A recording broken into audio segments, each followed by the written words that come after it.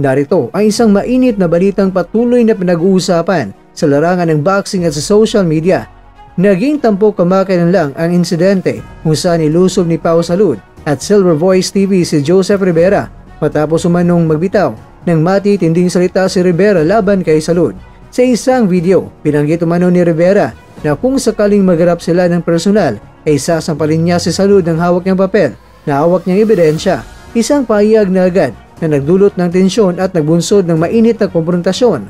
Sa kabila ng insidenteng ito, napansin ng publiko na hindi kaagad nagbigay ng reaksyon ng magkapatid na sina Jason Casimero at dating 3-division world champion at si John Riel Casimero.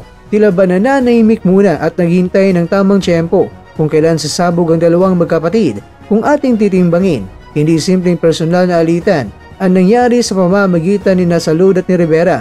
Para sa marami ay mahalaga umano ang usaping ito para sa magkapatid na Casimero dahil matagal na nilang kaibigan at kalyado si Rivera na nakasama na nila sa iba't ibang laban at aktibidad sa loob at labas ng boxing.